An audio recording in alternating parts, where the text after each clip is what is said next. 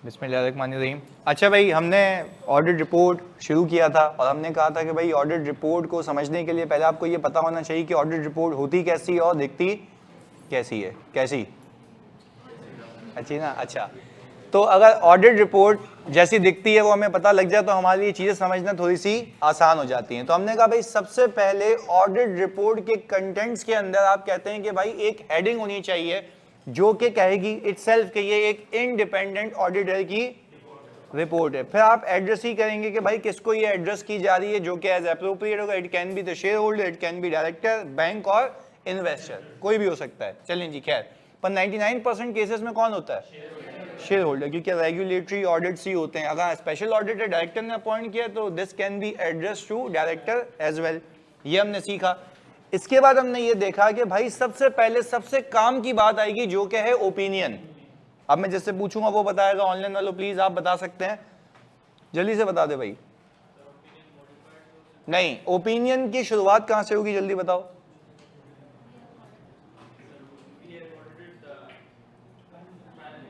We have audited the accompanying financial statements of XYZ company for the year ended ये XYZ, सही है जी। उसके बाद आप बताते हैं कि आपके फाइनेंशियल स्टेटमेंट्स के अंदर आता क्या क्या है। तो balance sheet, PNL, cash flow, changes in equity and notes to the financial statements की आप सब पे ओपिनियन देते हैं। ये आपने क्लैरिटी दे दी।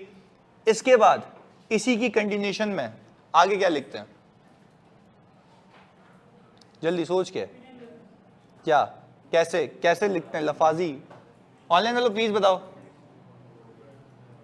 देखो ये मैं सारी चीजें, ये हरकतें इसलिए कर रहा हूं ताकि आप इस बात से अवेयर रहें कि अगर उसने बोल दिया ना लिखने को और याद नहीं हुआ तो गए। सोचो, नहीं, आप बोलेंगे in our opinion the financial statements giving true and fair view. अच्छा, अगर कोई मिस स्टेटमेंट हुई या स्कोप लिमिटेशन हुई यानी एविडेंस अवेलेबल नहीं हुआ तो हम क्या करेंगे, यही लिखेंगे या मॉडिफाइड ओपिनियन? चलें, वेरी गुड। अच्छा, फिर जिस बिना पे आप ये ओपिनियन दे रहे हैं वो नीचे आ जाता है, जिसको हम कहते हैं बेसिस फॉर ओपिनियन। अच्छा, बेसिस फॉर ओपिनियन में अब जैसा चेंज करते हैं माहौल को। जानी आप बता दो सबसे पीछे,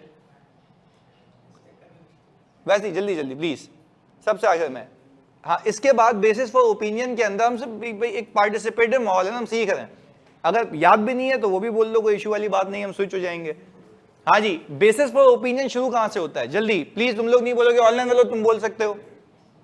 हाँ जी, नहीं नहीं नहीं नहीं नहीं, इन आर ओपिनियन नहीं। चलो स्विच करते, जानी आप बताओ। नहीं याद, आप बताएं। नहीं याद, अनमॉडिफाइड की बात कर रहा हूं। We have conducted audit in accordance with ISAs. देखो मैं फिर बता रहा हूं इंपॉर्टेंस। देखो अगर मैं कहता हूं ना कि ऑडिट का पेपर अल्लाह ना करे किसी का रुकता है तो उसकी वजूहात ये हैं कि वी डोंट नो एग्जैक्ट कि भाई लिखना क्या है। तो आप याद देखें, मैं तो अभी कह रहा हूं, अभी तो हमने बुक भी नहीं खोली ना, हमने उसके एग्जैक्ट फ्रेजेस देखे ना, मैंने आपको ऑडिट रिपोर्ट से रूबरू किया, हमने तो देखी नहीं है रिपोर्ट होती कैसी है। हम तो सिर्फ ये देख रहे हैं कि उसके अंदर मिनिमम ये चीजें होती हैं जो मिनिमम पता होनी चाहिए। ये मिनिमम पता है तो फिर हम एग्जैक्ट पे जाएंगे। तो इसमें किसी को पिन पॉइंट करके पूछने का मकसद ये है कि भाई आप बताओ कि आपको याद है या नहीं है। तो आप प्लीज याद थोड़ा सा कोशिश करें कि पीछे की चीजों को देख कर आए, एक बार उसको स्किम करके आए कि भाई आपको पता हो कि चल क्या रहा है। चलें, गुड। आगे हमने कहा we have conducted audit in accordance with. अच्छा, फिर आपने बताना है कि हम इंडिपेंडेंट थे as per code of ethics. अच्छा भाई, और अनीफ इसके बाद we have obtained sufficient appropriate audit evidence. चलो अब मैं जिससे पूछूंगा वो बताएगा। ऑनलाइन वालों आप बता सकते हैं, और साहब जल्दी बता दे। मुझे ये बताओ कि अगर मेरी मिस स्टेटमेंट गलती है तो क्या मैं ये लिखूंगा कि वी कंडक्टेड ऑडिट? नो, लिखेंगे लिखेंगे लिखेंगे, बिल्कुल सही कह रहा हूं। देखो ये इसमें अब ये एग्जाम में जब हम ये गलतियां करते हैं ना, इसकी वजह से हमारे मार्क्स पे 20 पे आते हैं। तो क्यों रीजन है इसके पीछे? भाई मैं तुम्हें क्लैरिटी से गलतियां भी तो बता रहा हूं ना, वही तो गलतियां जो तुम यहां कर रहे हो पूछने पे कि भाई करेंगे नहीं लिखेंगे, क्योंकि वो आपसे पूछ रहे बताओ इस सिचुएशन में क्या इंपैक्ट होगा। तो अगर आप वो बताएंगे उसको कि भाई ये लिखेंगे नहीं लिखेंगे, गलत लिख दिया तो मार्क्स कट गए ना। तो आपने याद रखनी है ये चीजें। खैर अब देखो ये कह रहा है we were engaged. We were engage नहीं होगा, वी कंडक्टेड ऑडिट, हमने ऑडिट किया है तभी मुझे पता है कि ये गलती है। अच्छा अब वापस से अभी आ गया है हमारा अहमद तनवीर, तो ये बता देगा। अहमद ये बता कि हम बेसिस फॉर ओपिनियन में हैं और बेसिस फॉर ओपिनियन में मैंने इनको कहा कि भाई मिस स्टेटमेंट है, सही है। तो पहला इनसे मेरा सवाल था कि मिस स्टेटमेंट के अंदर क्या हम ये लिखते हैं कि वी कंडक्टेड ऑडिट, ओके, क्या हम ये लिखते हैं कि हमें एविडेंस मिला?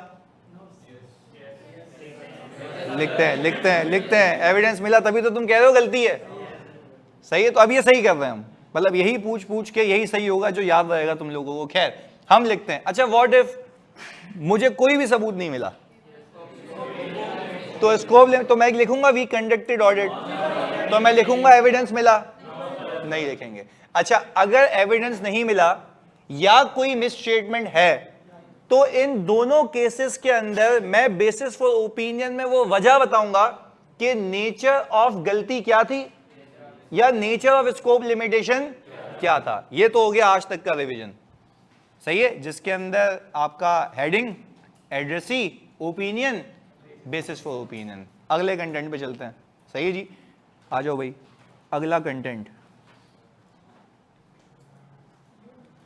Material uncertainty relating to going concern. अब इसके लिए आपको अगले 10-15 मिनट कहानी सुननी होगी तो भाई ये बात समझ आएगी, क्योंकि आज इंशाल्लाह क्विज आएगा जिसमें आपको पहचानना होगा कि रिपोर्ट का कौन सा एलिमेंट हिट हो रहा है, सही जी, तो उसे पहचानना होगा, पहचानने पे क्विज होगा। खैर आगे, पहले तो हमने जगह जगह कभी FAR2 में, जिसने रिफ्रेशर किया हुआ है ऑडिट में उसको भी ये बात पता होगी, और जो शुरू से मुझसे ऑडिट की क्लासेस ले रहा है उसको गोइंग कंसर्न का मतलब पता है। नहीं पता तो हम जीरो से लेके चलते हैं। गोइंग कंसर्न का मतलब यह होता है कि कंपनी चलती फिरती रहेगी अगले 12 महीने। कंसर्न का मतलब होता है एंटिटी, गोइंग का मतलब है चलती रहेगी, इसका मतलब है गोइंग कंसर्न। यानी गोइंग कंसर्न का मतलब यह है कि कंपनी अगले 12 महीने सरवाइव। अच्छा अगले 12 महीने भी कहां से?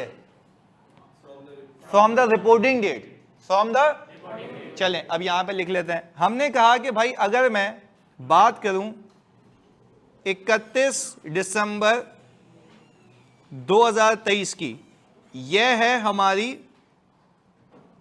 Reporting date. आप ओपिनियन यहां देंगे, इस पे देंगे, इस पीरियड के लिए देंगे।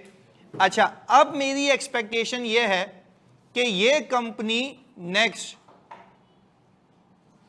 12 मंथ्स सरवाइव कर जाए, तो ये कंपनी कहलाएगी गोइंग कंसर्न।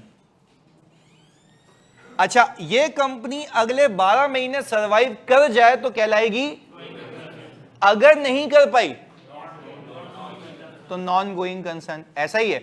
अच्छा अब कुछ बेसिक बातें जो कि आपको आगे रिपोर्ट में काम आएंगी। अगेन बात कह रहा हूं, अभी हमने सिर्फ और सिर्फ ये देख रहे हैं कि रिपोर्ट के कंटेंट्स क्या हैं। मैंने आपको एक भी चीज ऐसी सिखाई नहीं है कि रिपोर्ट को लिखेंगे कैसे, सवालात कैसे आएंगे। अभी सब एक व्यू चल रहा है कि रिपोर्ट होती कैसी है और किस रिपोर्ट के किस जगह पे क्या आता है, सिर्फ ये बात है, वो भी डिटेल में नहीं, सिर्फ ओवरव्यू चल रहा है, ताकि अगर यही बेसिक अगर गलत है तो आगे तो फिर मसले आगे जी आ जाए। अच्छा भाई अब तुम सब मुझे एक बात बताओ, कंपनी अगले 12 महीने, बल्कि सब नहीं, जिससे पूछूंगा वो अब टारगेटेड ही चलेगा मामला। वापस से, कंपनी अगले 12 महीने चल पाएगी या नहीं चल पाएगी, तो ये सोचने की जिम्मेदारी सौलिया किसकी है? प्लीज बोलना नहीं, मैनेजमेंट की है। कंपनी अगले 12 महीने चल पाएगी या नहीं चल पाएगी, ये पंचायत किसकी है? मैनेजमेंट की है। मैनेजमेंट, हाँ भाई मैनेजमेंट, बिल्कुल सही, मैनेजमेंट की है। यानी हम पहली बात तो अपने भेजे में फिक्स करें कि कंपनी अगले 12 महीने सरवाइव करेगी या नहीं करेगी, इसकी प्राइमरीली रिस्पॉन्सिबिलिटी मैनेजमेंट की है, क्योंकि मैनेजमेंट ही एक ऐसी पोजीशन में होती है जिसको पता होता है कि मेरा बिजनेस कहां जा रहा है, क्या हम अगले 12 महीने सरवाइव कर पाएंगे या नहीं कर पाएंगे। ये कहानी हो गई मैनेजमेंट की, आप इसको साइड में लगा दें। अच्छा फिर ऑडिटर की, क्योंकि देखो ये पूरी हेडिंग समझाने के लिए पूरी कहानी सुना रहा हूं, तो आपने एक एक चीज को सुनना है। अच्छा फिर ऑडिटर की जिम्मेदारी लगाई गई। ऑडिटर को कहा गया कि आप जब ऑडिट कर रहे हो, ऑडिट, तो उस ऑडिट के दौरान आप अवेयर रहना, यानी हम कह रहे हैं वाइल परफॉर्मिंग ऑडिट, हमारे जो ऑडिटर साहब हैं वो क्या रहें, अवेयर रहें। अवेयर इस चीज के लिए रहें कि क्या कोई हालात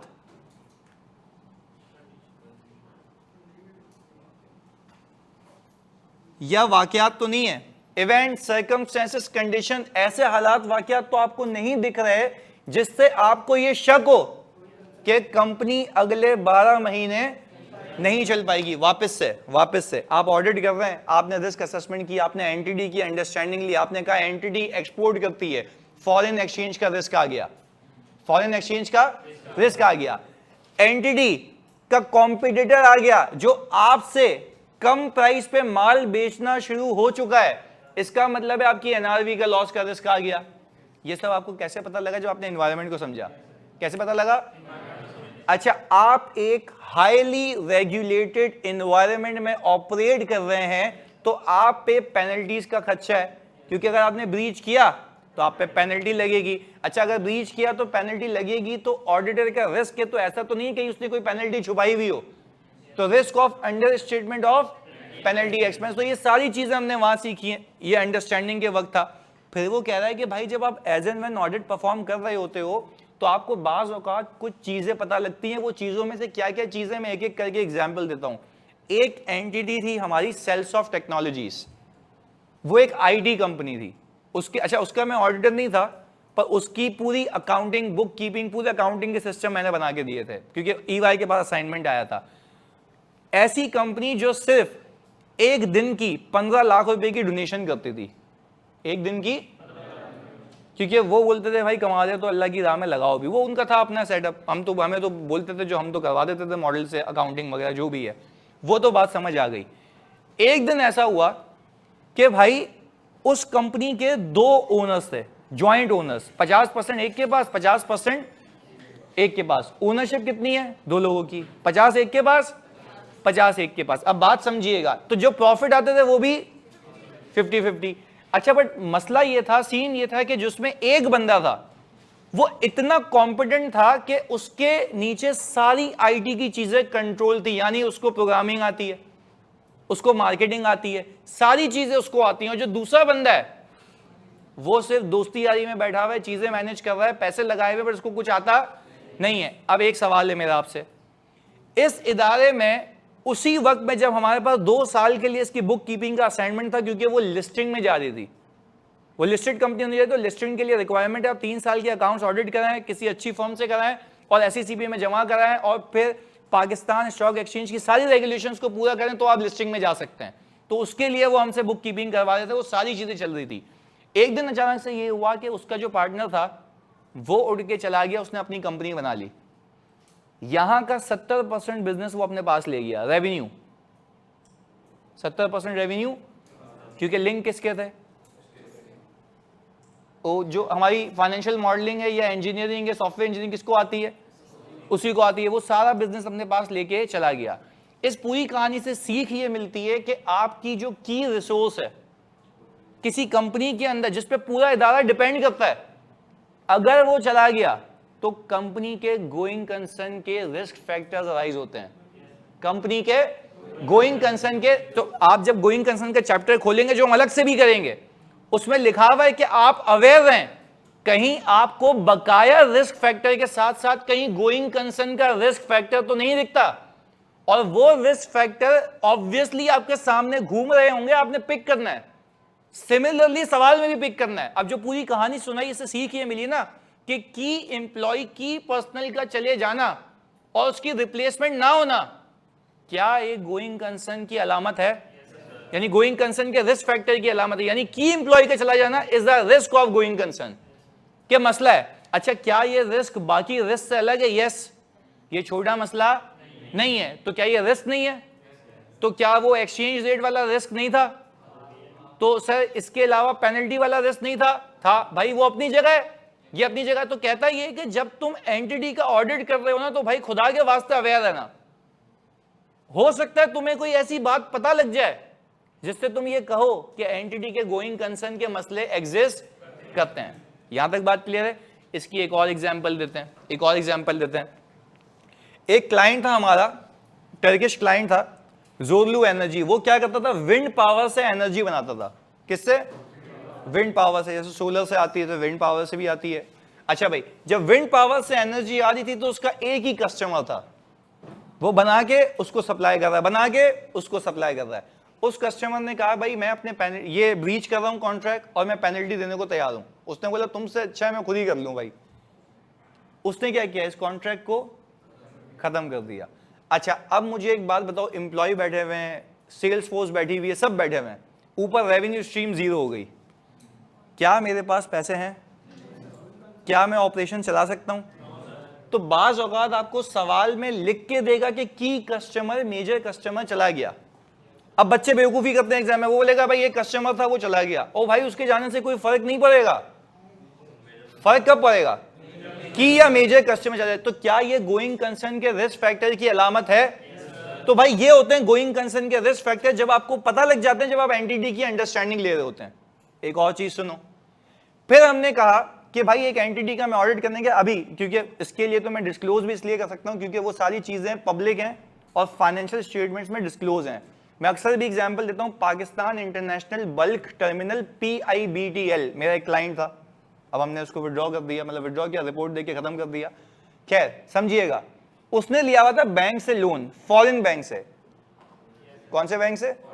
फॉरेन। आप चाहें तो वो जाके देख सकते हैं, उसके FS में होगा। तो हम फिर ऐसी चीजें भी डिस्कस करेंगे, हम यहाँ पे खोल के देखेंगे। देखिए ये लिखा हुआ है आगे, फॉरेन बैंक से लोन लिया हुआ था। अच्छा, बैंक जब लोन देता है ना तो वो कहता है मेरी कुछ कंडीशंस हैं, उसको हम कहते हैं डेट कोवेनेंट्स।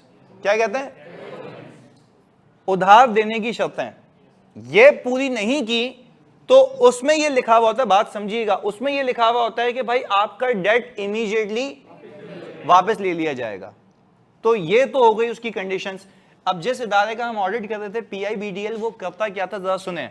यहां पे बिजनेस सेगमेंट समझे, बिजनेस क्या है। यहां पे जो सीमेंट कंपनीज है ना, वो सीमेंट बनाती हैं, बट उनके प्लांट जो चलते हैं वो कोल से चलते हैं, कोयले से। किससे? कोयले से। अच्छा, ये cement manufacturing companies coal import कराती हैं। कोल क्योंकि एक स्पेसिफिक क्वालिटी का चाहिए होता है उस प्लांट को चलाने के लिए। सही है जी। अच्छा, जब कोल इंपोर्ट होता है तो पूरे पाकिस्तान के पोर्ट के ऊपर ऐसा कोई निजाम नहीं है सिवाय PIBTL के जो कोल के ऑपरेशंस को हैंडल करे। यानी उनके पूरे वेसल्स बने हुए हैं जो कोल को लैंड कराते हैं, जगह बनती है, वहां पे उसकी वेटिंग होती है और फिर वो जो भी ट्रक में लोड होकर रेलेवेंट कंपनी के पास जाते हैं। अच्छा, ये क्या करता था PIBTL? जो भी कोल इंपोर्ट हुआ पर टन के हिसाब से डॉलर में पैसे चार्ज करता था सीमेंट कंपनीज को। तो इसका मतलब समझते हो, कोल आएगा इनकम आएगी, कोल आएगा। ये मुझे ऐसे पता है क्योंकि मैंने अंडरस्टैंडिंग ऑफ बिजनेस लिया हुआ है। बात समझ आ रही है? अच्छा, अब मुझे पता लगा कि जो 2023 गुजरा, और आपको पता है नहीं पता, उसमें शुरू के महीनों में 4 महीनों में इंपोर्ट बंद थी क्योंकि अनसर्टेनिटी चल रही थी। अच्छा, ये मुझे एंटिटी से पता लगा, एनवायरमेंट से। दैट मींस कि you should have a proper understanding के रिस्क है। अच्छा, जब ऑडिट करने गए मैंने बच्चों को ये कहा था 4 महीने में सेल नहीं होनी चाहिए। तो बच्चा कह रहा है सर रिकवरी भी नहीं होनी चाहिए। मैंने कहा फिर बेवकूफी, रिकवरी अलग बात है, सेल पिछले पैसे आ रहे आने दो, उसकी सेल नहीं होगी। तो मैं क्यों कह रहा हूं सेल नहीं होगी? भाई इंपोर्ट ही बंद है तो वो लाएगा क्या और यहाँ पे उतारेगा क्या और उसको देगा क्या? ऐसा हो ही नहीं सकता था। अच्छा, बात समझें, इस कंपनी के साथ जो मसला हुआ वो हुआ क्या? एक तो उसके ऊपर उधार है, उधार को पे करने के लिए अब जो पैसे बनने चाहिए थे वो बने नहीं, क्योंकि बिजनेस होगा तो कैश फ्लो आएगा, कैश फ्लो आएगा तो रीपेमेंट होगी। ये पूरी चेन चल रही है। These are the events, these are the that is creating a doubt on the entity's ability to continue as a going concern। तो ये अंग्रेजी आपके आयजा में लिखी हुई है तो आपको भी ऐसी बाद में याद हो जाएगी। अभी हमसे बातें कर रहे हैं। इधर हुआ क्या, अब जब वो इंपोर्ट बैन हुई 30 जून को, जो इनका ईयर एंड है 30 जून 2023, हुआ ये कि 30 जून 2023 के बाद इन्होंने बैंक को लेटर लिखा कि भाई बराए मेहरबानी आपसे गुजारिश है कि हमारी पेमेंट को आगे कर दें, हमारी पेमेंट को। मैं ऑडिट करने गया जुलाई में, ईयर एंड क्या है जून, हम तो गए ना, स्टॉक काउंट वगैरह जो भी होता है वो तो हमने कर लिया था, पर हम जुलाई में गए। जुलाई में गए तो हमें बैंक की तरफ से कोई कॉरेस्पॉन्डेंस आती हुई नहीं दिखी। हमारी परसेप्शन क्या होगा कि लोन पे होगा, सारे एसेट जब्त होंगे और वो अपने एसेट्स को बेच बाच के अपनी रिकवरी करके वापस बाहर। क्या ऐसा हो सकता था या हो गया? हो सकता था। मुझे क्या था? रिस्क। पर क्या ये रिस्क बेसिक रिस्क है या गोइंग कंसर्न? अब कहानी देखिएगा, कहानी में हेडिंग पे लिंक हो जाएंगे हम, आगे सुनिएगा। हम इदारे के पास गए, हमने बोला कि भाई आप अपनी सारी लायबिलिटीज को करंट लायबिलिटीज में दिखाएं, सारे एसेट्स को। वो बोल रहे क्यों? मैंने बोला भाई क्योंकि अगले 1 साल में कंपनी बंद होगी, तो कोई नॉन करंट होगा, तो कोई नॉन करंट लायबिलिटी होगी, या सब 1 साल में बिकेंगे, पैसे आएंगे, शेयर होल्डर को जाएंगे, कंपनी बंद। अनलेस कि आपके पास कोई ऑल्टरनेटिव हो, अनलेस कि आपके पास कोई। अच्छा, अब जरा बात समझिएगा। जब ऑल्टरनेटिव की बात हुई तो उसने मुझे कहा कि भाई 1 सेकंड होल्ड ऑन, हमारी बात चल रही है। हमने कहा बात चल रही है तो कॉरेस्पॉन्डेंस दिखा दो। ये सारे प्रोसीजर्स हैं जो हम आगे सीखेंगे, तो अभी तो हम रिपोर्ट की लिमिट में महदूद हैं जो तुम्हें कहानी समझ आनी चाहिए। सुने, उसने कहा कॉरेस्पॉन्डेंस देख लें। कॉरेस्पॉन्डेंस में उसने जो ईमेल करवाए ना, ईमेल देखें, ईमेल में लिखा हुआ we are considering to revise the payment terms. अच्छा, मुझे वहां का सीएफओ कह रहा है देखें, वो खुद कह रहे हैं हम कंसिडर कर रहे हैं। मैंने कहा कंसिडर कर रहे हैं, कल को होके बोला कंसिडर कर रहे तो नहीं दे रहे, फिर क्या करोगे? तो कंसिडर करना क्या स्टैंप हो गई या शक है? हो सकता है हो सकता है ना हो। अब आप बात समझें, ऑडिटर की जिम्मेदारी इसलिए लगाएगी क्योंकि कल को तुमने कह दिया सब सही है, कल को तुमने कह दिया और उसके अगले महीने में कंपनी के लग गए, तो तुम मुझे बताओ जिम्मेदार कौन है? और क्योंकि उसके सामने अपेरेंट था, उसको कहा गया कि तुम देखो। अच्छा, जिम्मेदारी किसकी है? तो ऑडिटर को कहा गया तुम अंधे बन के ऑडिट नहीं करना, तुम देख लेना कहीं कोई ऐसे हालात वाकयात तो नहीं दिख रहे। अगर कोई हालात वाकयात दिख रहे हैं तो फिर उस पर इंक्वायरी करो और सारे काम परफॉर्म करो। अगर वो सारे काम तुमने परफॉर्म किए तो उसके बाद तुम किसी नतीजे पे पहुंचोगे। यहां तक क्लैरिटी है? अच्छा, अब इस कहानी खत्म नहीं हुई, कहानी चल रही है क्योंकि ये है बहुत कॉम्प्लेक्स केस। इधर सुनना। अब हमने कहा कि भाई कॉरेस्पॉन्डेंस में हम माने या नहीं माने? नहीं। क्यों? कंसिडर कर रहे हैं, अभी कोई उसका कंक्लूजन नहीं आया। अच्छा, बात समझिएगा, कंक्लूजन नहीं आया। हुआ ये कि हमने एजीएम एक्सटेंड करा दी, क्योंकि आपके कंपनी लॉ में एजीएम की एक्सटेंशन की एक ऑप्शन होता है। क्या आप फाइल करें, आपकी एजीएम 1 महीने के लिए क्या हो जाती है? एक्सटेंड हो जाती है। उन्होंने पास कर, क्योंकि जैसी बात है मसला इतना गमगीन है, या तो गोइंग कंसर्न है या तो नहीं है। तो कंपनी ने कहा भाई लेट्स वेट, हम देख लेते हैं क्या होगा। आगे सुने, आगे हुआ ये कि जब एजीएम एक्सटेंड हुई उसके विद इन 5 डेज बैंक का रिस्पॉन्स आ गया कि हम आपकी पेमेंट को एक्सटेंड कर रहे हैं। जो आपने जून में पेमेंट करनी थी आप अब दिसंबर में करेंगे।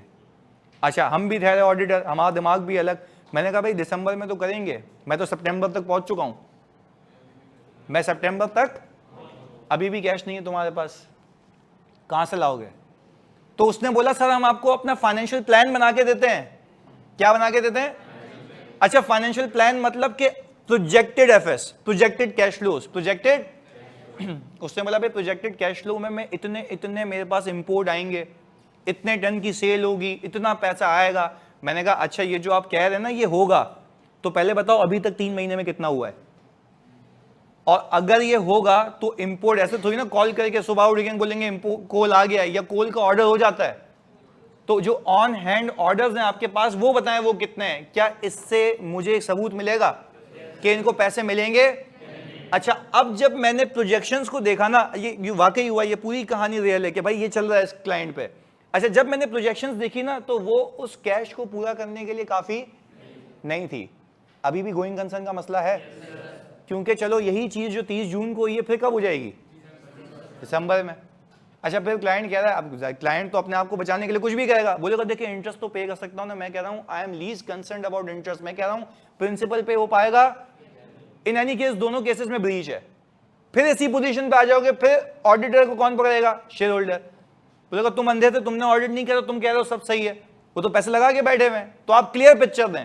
खैर, हुआ ये कि उसने बोला भाई अभी भी हम गोइंग कंसर्न है। ये गोइंग कंसर्न का दावा कर कौन रहा है? क्योंकि जिम्मेदारी किसकी है? क्योंकि वो बेहतर पोजीशन में, उनको चलाना आता है ना बिजनेस। हम तो ऑडिटर हैं, हमें तो गिरे निकालने आता है, उनको बिजनेस चलाने आता है। हम तो देख रहे हैं भाई मसले चल रहे हैं, आप हमें इस पे एक कंफर्मेशन दे दें, हम आगे बढ़ जाएंगे। आगे सुने, उसने कहा हमारे जो स्पॉन्सर्स है ना, शेयर होल्डर्स, वो हमें सपोर्ट करेंगे, वो हमें, मैंने कहा एक काम करें, सपोर्ट करेंगे, उनसे खत लिखवा दें। वो बोलना भाई वो तुम्हें क्यों खत लिखेंगे? तो मैंने कहा फिर क्या तुम्हें लिखेंगे, मतलब हम ही लिखेंगे ना कि हम बैठे हुए हैं, कोई हालात वाकयात खराब हुए तो हम पैसे दे देंगे। क्या उसकी जबानी कलामी बातों पे यकीन करोगे या एविडेंस? भाई सबूत के बगैर कुछ नहीं हो सकता। सीधी सी बातें, साथ साथ प्रोसीजर भी चल रहे हैं, कहानी समझने के लिए वो लाजमी है। आगे सुने, जब एविडेंस मिला तो सीएफओ आया, मतलब वो समझो रोने की हालत में था, बोल रहे मेरी जॉब चली जाएगी। भाई खुदा के बंदे कर क्या रहा है? अब तो एक्सटेंशन भी नहीं हो सकती, एक ही महीने की है ना लिस्टेड कंपनी में, उसके अलावा कोई ऑप्शन नहीं है। आगे सुने, जब ये कहानी हो गई, मैंने बोला सही आपने लेटर दे दिया, थैंक यू सो मच। अब आप ये बताएं मैं कैसे मान लूं कि उस शेयर होल्डर की औकात भी है पैसे देने की? अब वो बेचारा तंग हो गया है, जब तुम लोग हो गए हो, अभी बोले खत्म कब होगी कहानी, ऐसा ही है ना, यही चल रहा था, तुम लोग भी ऐसे इरिटेट हो रहे, वो भी हो रहा था। सुनो, अब वो कह रहा है कि भाई मसला क्या है तेरे साथ, मतलब तो लेटर लिख के, मैंने कहा भाई तुम खुद बताओ लॉजिकली, मैंने कहा आप बैठे हुए हो सामने, अब जैसे मैं हूं, मैं किसी को बोलूं मैं इसको पैसे दे दूंगा, मेरे पास पैसे ही नहीं है, तो कंगला बोल रहा है कि मैं पैसे दूंगा, तो मैं कैसे मान लूं? और बिलियंस की पेमेंट है भाई, 1.2 बिलियन की पेमेंट थी, क्योंकि अगर मैं डॉलर को कन्वर्ट करूं तो इतना ही बन रहा था। क्या समझने की बात है? समझने की बात ये थी कि जब ये हालात वाकयात हुए तो उसने बोला भाई खुदा के वास्ते वो कैसे चेक कराऊं, उसका घर जाके बंगला दिखाऊं? मैंने कहा नहीं, मैंने कहा भाई तुम एक काम ये करो, तुम उसकी वेल्थ स्टेटमेंट दिखा दो। क्या दिखा दो? आपको तो पता है ना इनकम टैक्स में वेल्थ स्टेटमेंट भी फाइल होती है। अच्छा, उसने बोला भाई वेल्थ स्टेटमेंट दिखाऊंगा पर वो कॉन्फिडेंशियल है। तो मैंने कहा मैं कौन सा कह रहा हूँ, रास्ते में घुमाता हुआ, मतलब ला के मुझे दिखा दे। अच्छा, फिर उसने कहा ये मैं आपको कॉपी नहीं दे सकता। मैंने कहा चलो मेक सेंस, कॉन्फिडेंशियल चीज है, पर कॉन्फिडेंशियलिटी का ख्याल तो हम भी रखते हैं ना। मैंने कहा मैं देखूंगा, पार्टनर देखेगा, वो कंक्लूड करेगा, हम उसको डॉक्यूमेंट कर लेंगे, क्योंकि जो कल को अल्लाह ने करे कोई मसला होता भी है तो हम एफबीआई से रिक्वेस्ट करेंगे ना भाई इसकी वेल्थ स्टेटमेंट, उस वक्त केस भी हुआ तो खोल के दिखा देंगे। बस कंडीशन ये है कि हमने देखा, वो कंडीशन ये है कि अच्छा, जब मैंने इस बात पे कंक्लूड कर लिया कि वो सपोर्ट कर लेगा, सपोर्ट कर लेगा, तो मुझे बताओ जब सपोर्ट कर लेगा तो क्या आप कंपनी गोइंग कंसर्न है? अब है कोई मसला हुआ तो बैठा हुआ है। यानी इतना सारा सबूत लेने के बाद मैं इस नतीजे पे पहुंचा कि company is a going concern. यहां तक बात क्लियर है? चलें, अब जब कंपनी गोइंग कंसर्न है, ये मैंने मान ली ना बात, फिर हमने कहा यार एक अनसर्टेनिटी है, एक, देखिए अब मैं एक बीच का रास्ता बता रहा हूं, ये कहानी में लिंकेज यहां से। जब अनसर्टेनिटी है तो वो क्यों है? मैंने कहा भाई देखो, हो सकता है कि उस वक्त जो आपका शेयर होल्डर है उसने आज तो लिख के दे दिया है, कोई मसले वाली बात नहीं है, पर उस शेयर होल्डर के पास कोई उसको नुकसान हो जाए, उसके पास ये चीज ना हो। तो अब तीन चीजें बोल रहा हूं, या तो सब सही है, या तो गोइंग कंसर्न का मसला है, या तो गोइंग कंसर्न का मसला नहीं है पर शक है। मैं कौन सी बात कर रहा हूं? शक है। तो अब मैं उसी सीएफओ को ये कह रहा हूं कि भाई मैं मानता हूं तुम गोइंग कंसर्न हो, बाखुदा तुम एक काम करो कि तुम अपने अकाउंट्स गोइंग कंसर्न पे बनाओ, यानी नॉन करंट को नॉन करंट में दिखाओ, करंट को। पर एक चीज करूंगा मैं, तुम अपने फाइनेंशियल स्टेटमेंट्स के अंदर ये पूरी कहानी डिस्क्लोज करो कि चल क्या रहा है, और उस पे हम अपनी रिपोर्ट में एक पैराग्राफ डालेंगे जिसमें हम ये कहेंगे कि जैसे फाइनेंशियल स्टेटमेंट्स में डिस्क्लोज हुआ है, वो बातें इस बात की अलामत हैं कि हो सकता है कि कोई अनसर्टेनिटी हो जाए और कंपनी बंद हो जाए। हो सकता है, पर मैं क्या ये कह रहा हूं कंपनी बंद हो गई, या मैं कह रहा हूं हो सकता है, क्योंकि सर्टेन हो या अनसर्टेनिटी है। अच्छा, but that uncertainty is immaterial और मटेरियल? ये मटेरियल अनसर्टेनिटी रिलेटिंग टू, तो ये पूरी कहानी सुनाने का मतलब सिर्फ ये था कि ये सिखा सकूं what does it actually mean by material uncertainty relating to. अच्छा, अब क्या मैं ये कह रहा हूं कि uncertainty relating to going concern है, मटेरियल अनसर्टेनिटी। अच्छा, व्हाट इफ, अब तुम लोग कंक्लूड करोगे, व्हाट इफ इसके पास इन 3 महीनों में लग के पैसे आ जाते, तो क्या कोई अनसर्टेनिटी होती? तो गोइंग कंसर्न का मसला सही नहीं निकाला था मैंने? फिर उन्होंने जो इसका हल निकाला वो भी सही है।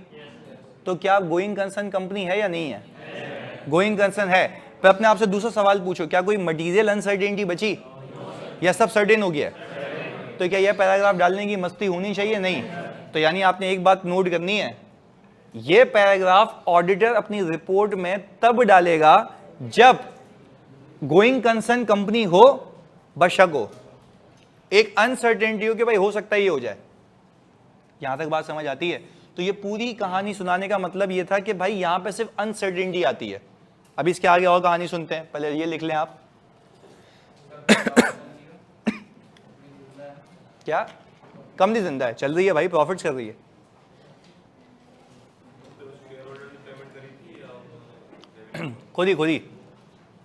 खुद ही सेल्फ अचीव हो गया था टारगेट। अब इतना तो मतलब चेक किया था, उसके बाद भी नहीं होता क्या?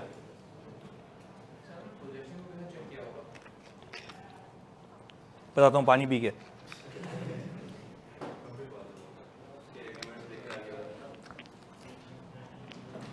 तो मैं सिखाता हूं ऑडिट कैसे किया था। ये बोल रहा सर प्रोजेक्शन कैसे चेक की थी, सुन लो, आगे प्रोसीजर्स में बहुत सीखेंगे ऐसी चीजें। मेरा देखने का व्यू अलग है। प्रोजेक्शन ऐसे चेक की, मैंने बोला कि भाई तुम तो सोल वाहिद ऐसी कंपनी हो ना जो कोल मंगवा के देती है, सिंगल है ना। मैंने उल्टा गेम किया। मैंने पहले पैकरा की साइड पे गया। पैकरा की साइड पे आपकी पूरे के पूरे सीमेंट की डिमांड आती है, पाकिस्तान की सीमेंट की। मैंने कहा भाई इतने मैट्रिक टन सीमेंट बनेगा। कहां से देखा मैंने? खुद देखा, ये इंडिपेंडेंट सोर्सेस से, मार्केट रिसर्च है। मैंने कहा पाकिस्तान में एक साल में इतना सीमेंट बनता है और अगले साल इतना बनेगा। एक्सपेक्टेड ग्रोथ भी होगी ना। मैं बनता है देखूंगा या बन गया वो देखूंगा? बनता है देखूंगा। आगे सुने, मैंने क्या किया, फिर मैंने देखा 1 kg सीमेंट बनाने पे या 1 मैट्रिक सीमेंट बनाने पे कितना मैट्रिक टन कोल लगता है, उसको मल्टीप्लाई कर दिया। मेरे पास कोल की डिमांड आ गई, हाँ या नहीं? जब कोल की डिमांड आ गई तो मैंने कहा ये मैक्सिमम डिमांड है, इससे ऊपर तो उसका बाप भी नहीं जा सकता। लिमिट लगा दी। क्या इंडिपेंडेंट सोर्सेस से लगाई? अच्छा, जब हम बैठे हुए थे ना रिव्यू करने, तो मुझे बोला तो देखिए मैं ये कर लूंगा, मैं ये कर लूंगा। मैंने कहा भाई तू कर कहां से लेगा, बेचेगा ही नहीं, खरीदने वाले कोई नहीं है। मुझे कैसे पता लगा खरीदने वाला कोई नहीं है?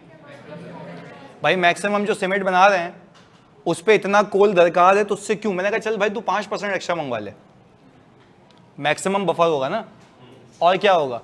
फिर मैंने कहा अच्छा, फिर हाँ भी बोल रहा, हाँ सर बफर भी डाल रहे हैं इसमें क्योंकि उसके तो कैश फ्लो इंप्रूव हो रहे हैं ना। मैंने कहा बफर डाल दिया। अब मुझे बताओ चौसी तुम्हारी कैपेसिटी इतनी है, भाई तू कोल मंगवा भी लेगा, उतारेगा कहाँ? बोला हाँ यार कह तो सही रहे हो। फिर वहां से वो हटा दिया, तो मैक्सिमम हमने वहां तक उसको रोक दिया। तो कहने का मतलब ये है कि ये जो प्रोजेक्शंस होती हैं ना, दैट शुड बी रीजनेबल, हवा में नहीं होती हैं, उसके लिए पूरे बेसिस होते हैं। और बेसिस ये थे कि मार्केट रिसर्च थी, मुझे पता था कि कितने में बनता है, क्या होता है वो, क्योंकि हम तो सीमेंट के भी ऑडिट करते हैं, तो हम तो ये पूछ भी सकते हैं ना इंटरनली कि भाई क्या सीन चल रहा है। अब बीच में ऐसा भी था कि आप जो है ईरान से भी मंगवाते हैं बॉर्डर से, मैंने वो भी हटवाया था। तो वो लगे तुम्हें कैसे पता? मैंने कहा मतलब कि हम लोग वहाँ का ऑडिट नहीं करते हैं क्या? तो सीमेंट कंपनी वाले ने खुद बता दिया था हमें कि भाई हम तो ईरान से भी मंगवाते हैं, वहाँ पे ड्यूटी नहीं देनी होती, सलंग आता है। सही है। तो खैर अब समझने की बात है। तो कहने का मतलब ये है कि भाई हमें तो पता है ना कि क्या चल रहा है, तो इसीलिए हम सारी नॉलेज, क्योंकि हम क्यों कहते हैं कि भाई आपको अंडरस्टैंडिंग होनी चाहिए। अगर मुझे अंडरस्टैंडिंग नहीं होती तो क्या ये ऑडिट सही हो पाता? प्रॉपर अंडरस्टैंडिंग हो बिजनेस, सोर्सेस क्या है, क्या चीजें हैं, तभी आप प्रॉपर ऑडिट कर पाओगे, अदरवाइज नहीं कर पाओगे। अब एक और चीज, अब इससे कनेक्शन बनाते हैं। मैंने मेरी पूरी एग्जांपल के अंदर क्या गोइंग कंसर्न थी कंपनी, पर क्या मटेरियल अनसर्टेनिटी थी? यस। तो हमने ये पैराग्राफ डाल दिया था। पर हमने जब ये पैराग्राफ डाला तो हमने मैनेजमेंट से रिक्वेस्ट की कि प्लीज आप ये पूरी कहानी एफएस में, क्योंकि आपके फाइनेंशियल में शेयर होल्डर को पता होना चाहिए, मैं ये हाईलाइट करूंगा। अच्छा, आपका मुझसे सवाल ये होना चाहिए तो सर ओपिनियन को क्यों नहीं छेड़ा? सवाल सुने, ओपिनियन को क्यों नहीं छेड़ा? क्योंकि हम कह रहे हैं ओपिनियन तो सही है ना। क्या कोई फाइनेंशियल में मिस स्टेटमेंट है? क्या फाइनेंशियल में मिस स्टेटमेंट है? जब फाइनेंशियल स्टेटमेंट्स के अंदर कोई गलती नहीं है तो क्या आप ये लिखेंगे ट्रू एंड फेयर व्यू नहीं दे रहा? दे रहा है ना। अच्छा अब दूसरी कहानी सुने, तो क्या बेसिस फॉर ओपिनियन गलत कह दूं या वो भी सही है? दूसरी कहानी सुने, IFRS में IS1 आपको कहता है कि अगर कोई मटेरियल अनसर्टेनिटी है ना तो कंपनी को डिस्क्लोज करनी है। ये कौन कहता है, आइजा या IFRS? अच्छा मैंने मैनेजमेंट को कहा कि भाई मैंने सब कंक्लूड कर लिया, मुझे अनसर्टेनिटी लग रही है, बराए मेहरबानी इसको डिस्क्लोज करें, बराए मेहरबानी इसको। अच्छा मैनेजमेंट कह रही है जाओ नहीं करते डिस्क्लोज। अब बताओ क्या ये मिसस्टेटमेंट है? स्कोप लिमिटेशन नहीं है। क्यों? पता है ना ये गलत है। अच्छा मुझे बताओ जब पता है तुम्हें ये गलत है तो ये मिसस्टेटमेंट है। अब प्लीज खुदा को हाजिर नाजिर जान के एक बात बताओ, क्या अभी ये मसला मटेरियल अनसर्टेनिटी का है या ओपिनियन का है? तो यही मामला मैं ऊपर बताऊंगा और बेसिस फॉर ओपिनियन में बताऊंगा कि ये चल रहा था, इन्होंने डिस्क्लोज नहीं किया। तो अब मटेरियल अनसर्टेनिटी का पैराग्राफ नहीं आएगा, लॉजिक दे रहा हूं, क्योंकि एक चीज ऊपर बता चुके हो। बेसिस फॉर ओपिनियन में पूरी कहानी लिखोगे हाँ या नहीं? नेचर ऑफ मिसस्टेटमेंट लिखते हो ना, तो जब बेसिस फॉर ओपिनियन में पूरी कहानी लिखोगे तो वही कहानी यहां पे दोहराने का कोई तुक बनता है नहीं। तो कहने का मकसद ये है कि आप सिंपल एक सीक्वेंस याद रखें, जो चीज ओपिनियन को हिट करेगी वो नीचे नहीं आएगी। जो चीज, क्योंकि आप खुद देख लें, आप बोलेंगे कि भाई these financial statements are not giving true and fair value because उसने जो मेन इंफॉर्मेशन है वो दी नहीं है। तो हम ऊपर ओपिनियन में लिखेंगे कि financial statements give true and fair view, do not give true and fair view. चलो ये लिख दिया। फिर बेसिस फॉर ओपिनियन में सारी कहानी बताऊंगा कि भाई ये मटेरियल अनसर्टेनिटी थी जिसका paragraph as per IS1 record disclose होना चाहिए था, जो कि डिस्क्लोज नहीं हुआ। तो ये सारी कहानी ऊपर बता तो चुके हो। वही सारी कहानी क्या फिर मटेरियल अनसर्टेनिटी में बताओगे? नहीं। पर अगर इसका उलट हो जाए कि मैनेजमेंट कहे कि हाँ हम डिस्क्लोज कर रहे हैं, तो क्या फाइनेंशियल सही है, ओपिनियन सही है, बेसिस फॉर ओपिनियन सही है? और फिर भी अगर तुम्हें कोई मटेरियल अनसर्टेनिटी लगती है गोइंग कंसर्न के रिलेटेड, तो उसके लिए अलग से पैराग्राफ है कि यहां बताना। और ये इसलिए बोला गया बताने को क्योंकि शेयर होल्डर की जिम्मेदारी लगाई गई है कि अगर तुम्हें कोई अनसर्टेनिटी पता लगे तो आपकी जिम्मेदारी बनती है कि वो आप शेयर होल्डर को आगाही दें, क्योंकि IS1 की रिक्वायरमेंट है डिस्क्लोज करना। तो जो डिस्क्लोज कर रहे हैं तो उसको फिर एम्फेसाइज करवाना होगा किस पैराग्राफ के जरिए? Material uncertainty relating to going concern. जी अब पूछें। नहीं, उसमें थोड़ा सा लिखने का तरीका होता है जिसकी डिटेल में नहीं किया। उसमें लिखा हुआ होता है as referred to in note XYZ of the financial statements which describes the material uncertainty relating to going concern on. बिल्कुल समरी बताता हूं क्योंकि डिटेल कहां डिस्क्लोज हुई होती है। और इसके अंदर मैं स्पेसिफिकली ये बोलता हूं कि मैंने इस पे कोई ओपिनियन नहीं दे रहा ना, ओपिनियन मॉडिफाई, ओपिनियन तो ऊपर है, ओपिनियन तो ऊपर है। ये क्या है उसके अलावा? पहले बताओ बात क्लियर है? अच्छा व्हाट इफ अगर तुम लोग बताओगे व्हाट इफ अगर गोइंग कंसर्न का मसला होता तो क्या ये पैरा आता? क्यों? अनसर्टेनिटी सर्टेन है। चलो अब इस पे एक और चीज ऐड करता हूं। भाई तुम लोग कह रहे हो कि नहीं आता, इस बात पे कायम रहना। मैनेजमेंट को अकाउंट बनाने चाहिए गोइंग कंसर्न बेसिस पे नॉन गोइंग? नॉन गोइंग पक्का? चले, नॉन गोइंग का मतलब है सारी एसेट्स, सारी लायबिलिटीज करंट। अब एक और बात सुनो, मैनेजमेंट कह रही है जाओ ऐसा नहीं बनाती अकाउंट्स, तो फिर क्या है? मिस स्टेटमेंट है। अच्छा अब ओपिनियन चेंज हो जाएगा, मॉडिफाइड अनमॉडिफाइड। तो बेसिस फॉर ओपिनियन में बताओगे पूरी कहानी? पक्की बात है? यहां कुछ आएगा? यहां तो आता ही है जब मटेरियल अनसर्टेनिटी हो। तो अच्छा चलो what if management going concern पे नहीं बना रही, नॉन गोइंग कंसर्न पे बना लिया उसने, अब कोई गलती है? सोच लो वापस से। भाई गोइंग कंसर्न का मसला है, टिक लगा दिया, यस है। मैनेजमेंट को अकाउंट किस पे बनना चाहिए, going concern non going? Management ने नॉन गोइंग कंसर्न अकाउंट बना के तुम्हें दे दी है, ये लो, क्या सही किया है? ओपिनियन सही देंगे, अनमॉडिफाइड बेसिस फॉर ओपिनियन वो भी सही, सफिशिएंट एप्रोप्रिएट ऑडिट एविडेंस जो होना चाहिए था, ये पैराग्राफ आएगा? नहीं आएगा, क्योंकि यहां पे अनसर्टेनिटी के वक्त आता है। बात समझे? अनसर्टेनिटी के वक्त आता है। यहां पे कोई अनसर्टेनिटी है, सर्टेन था। तो यहां पे आप भाई खुद अच्छा बात समझो, जब अनसर्टेनिटी है तो आएगा ना, सर्टेन है तो सब सही है, तो क्या मसला है? सर्टेन था, जिस हिसाब से उसको अकाउंटिंग करनी चाहिए उस हिसाब से की है, कहानी खत्म। बात क्लियर है? तो ये बारीक फर्क याद रहेंगे। यहां पे मटेरियल अनसर्टेनिटी आएगी, सर्टेनिटी आएगी, अनसर्टेनिटी आएगी। सर्टेन है तो फिर देखो क्या उसने उसके हिसाब से अकाउंट्स बनाए, बना लिए तो कोई मसले वाली बात नहीं है, सब सही है। क्योंकि आप खुद मुझे बताएं, आपको यहां पे पंचायत करने की जरूरत ही क्या है? अब एक चीज पे मैं सवालात लेता हूं, यहां तक क्लैरिटी है? अब आगे देखें, एक बहुत अहम चीज, तो सारी चीजें लिंक हो जाएंगी आपस में। प्लीज आए इधर, ये देख लो, एक पैराग्राफ है, कौन सा? Emphasis of. प्लीज सुनना बहुत फोकस के साथ, ताकि मैं यहां से लिंक करूं और ये पैराग्राफ भी हमारा खत्म हो जाए इसके साथ, क्योंकि आपस में लिंकेज है। ये पैराग्राफ आपको हेल्प करेगा कोई चीज ऐसी जो कि फाइनेंशियल्स में हो और जिसको आप एम्फेसाइज कराना चाहते हो। वापस से लिखना नहीं प्लीज, पहले तो सुनो। ये पैराग्राफ ऑडिटर को हेल्प करेगा ऐसी चीज हाईलाइट करने के लिए जो कि फाइनेंशियल्स में हो और जो ऑडिटर एम्फेसाइज करवाना चाहता हो। प्लीज सुनिएगा फोकस के साथ क्या कहना चाहता हूं। भाई मुझे एक बात बताओ, material uncertainty relating to going concern का मसला एफएस में डिस्क्लोज था, हाँ या नहीं? बिल्कुल था। आप सब कह रहे हैं कि material uncertainty relating to going concern का मामला एफएस में डिस्क्लोज था, क्योंकि किसकी रिक्वायरमेंट है? आईएस 1 की। आपने उसको एम्फेसाइज करवाया था, बट कौन से पैराग्राफ में फेंका था? क्योंकि वो material uncertainty relating to going concern था। अगर इसके अलावा मुझे कुछ एम्फेसाइज करवाना है तो वो ये रहा। यानी वो कह रहा है गोइंग कंसर्न का मामला इतना गमगीन है, उसको अलग से बताओगे। अब एक चीज सुनो, प्लीज लिखो नहीं, एक चीज बतानी है ताकि सारी कड़ियां आपस में मिल जाएं। अभी ऊपर कंक्लूड किया कि अगर एंटिटी नॉन गोइंग कंसर्न है, अगर एंटिटी, तो उसने अकाउंट्स किस पे बनाने? पर अगर उसने अकाउंट्स नॉन गोइंग कंसर्न पे बनाए तो ये फैक्ट भी एफएस में लिखा हुआ होगा। ये फैक्ट भी, या प्लीज वापस सुनना, ये फैक्ट भी एफएस में लिखा हुआ होगा कि ये अकाउंट्स किस बेसिस पे बनाए गए। क्या आपको लगता है कि ये इतना फंडामेंटल है कि शेयर होल्डर को पता होना चाहिए? यस। तो वो कहां से बताओगे? तो सर मटेरियल अनसर्टेनिटी में नहीं बताओगे सर, वो तो मटेरियल अनसर्टेनिटी हो तब, ये तो है ही नॉन गोइंग कंसर्न।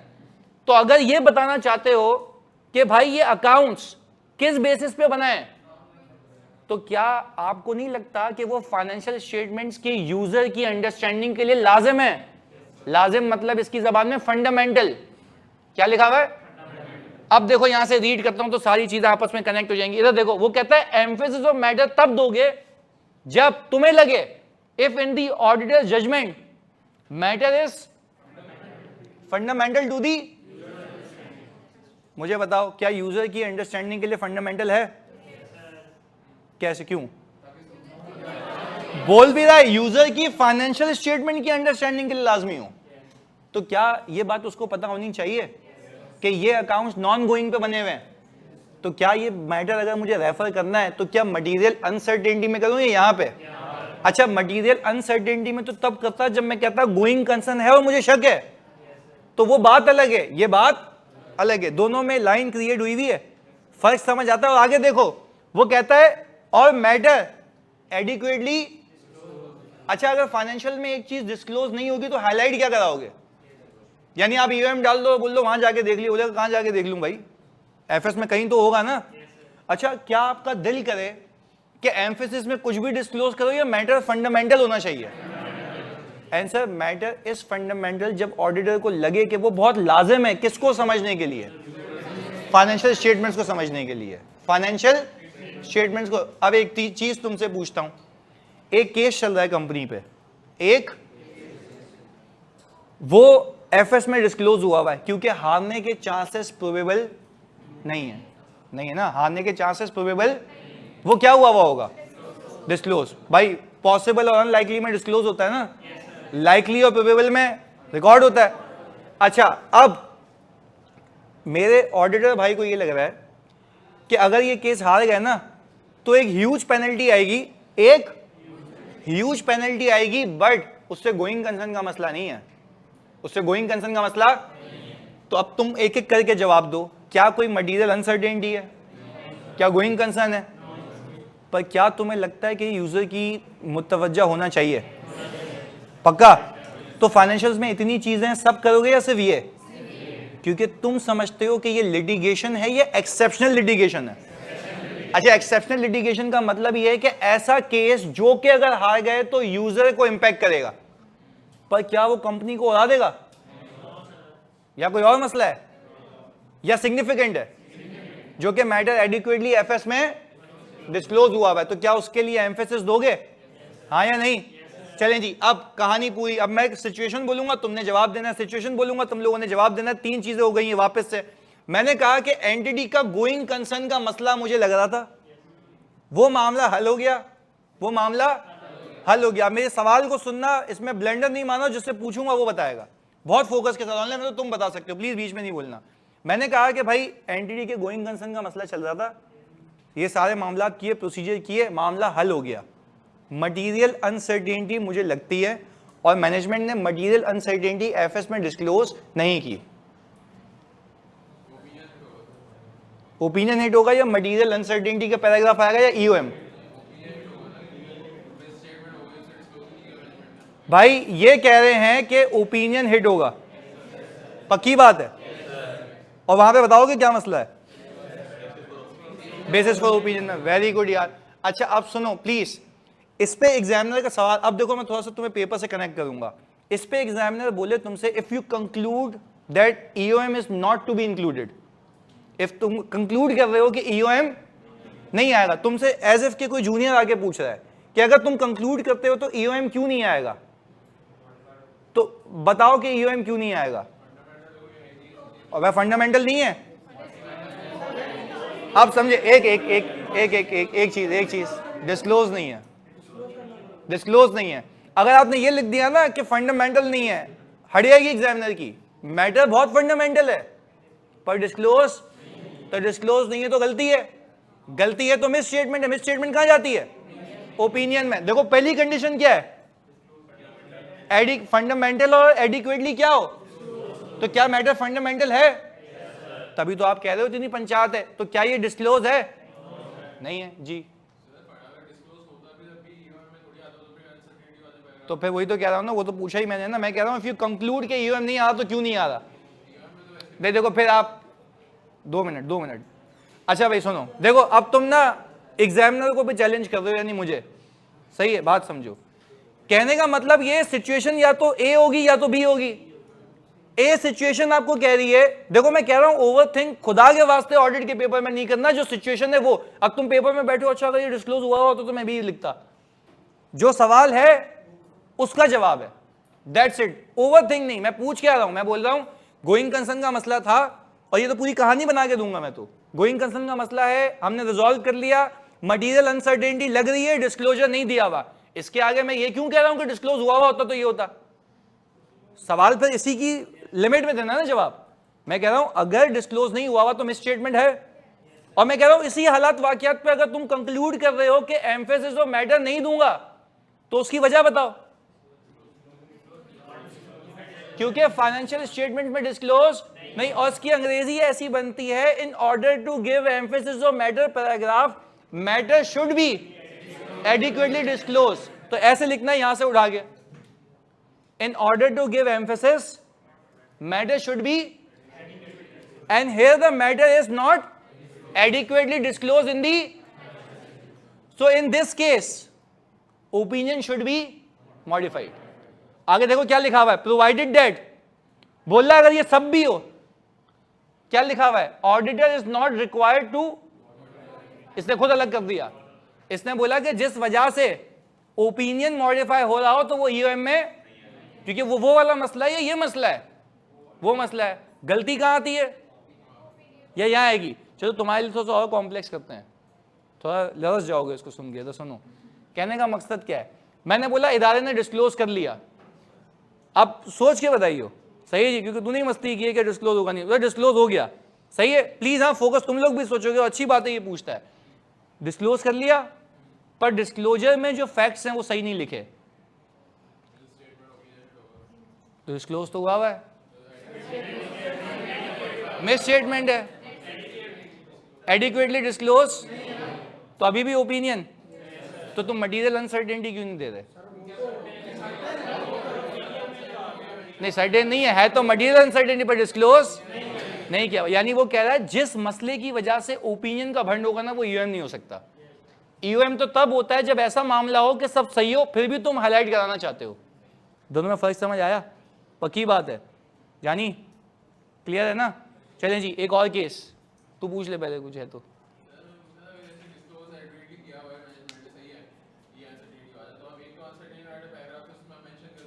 हाँ तो फिर यूएम नहीं आएगा भाई। जल्दी बताओ, अगर मटीरियल अनसर्टेनिटी का पैराग्राफ उसने डिस्क्लोज किया हुआ है तो क्या यूएम आएगा?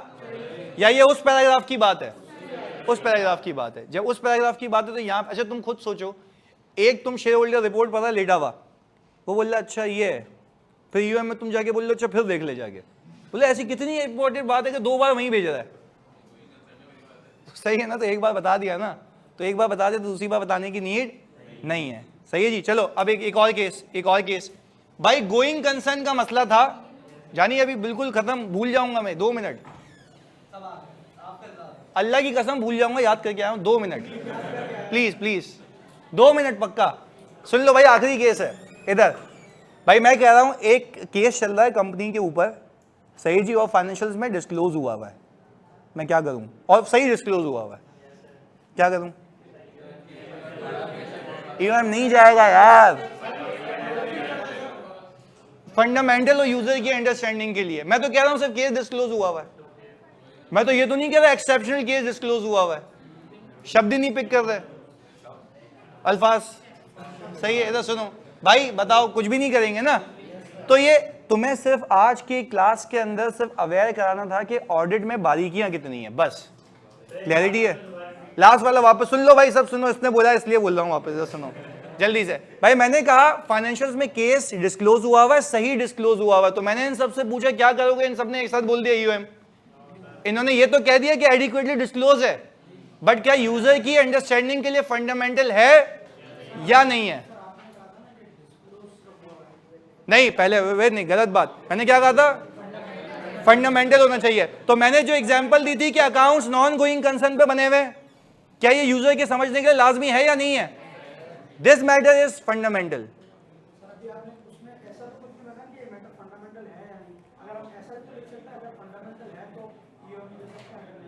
हाँ ये अच्छी बात है, तालियां होनी चाहिए इसके लिए भाई, वेरी गुड। ये बोल रहा है कि भाई ऐसा भी तो लिख सकते हैं कि सवाल साइलेंट है, अगर फंडामेंटल है तो ईओएम आएगा, अदरवाइज नहीं आएगा। वेरी गुड, बिल्कुल सही कह रहा है भाई। तो अगर सवाल एग्जामिनर साइलेंट है तो उसको फिर एक्सेप्ट करो, फिर दोनों बातें बताओ, अगर फंडामेंटल है तो ये होगा, फंडामेंटल नहीं है तो ये होगा। अगर वो ये नहीं लिख के थे कि एडिक्वेटली डिस्क्लोज है तो तुम ये भी लिखना फिर कि एडिक्वेटली डिस्क्लोज नहीं है, तो फिर ओपिनियन भी हिट हो सकता है। सही है, पर ऐसा होगा नहीं, पर ये हम ख्यालों की दुनिया में गए थे तो वापस आ गए। सही है, चलो। हाँ नहीं होगा साइलेंट, ऐसा नहीं होगा, वो ऐसे ही बोल रहा था। सही है, चलो अल्लाह हाफिज। आ गया हाँ जानी, बताया नहीं अभी, अगली क्लास में बताऊंगा। हाँ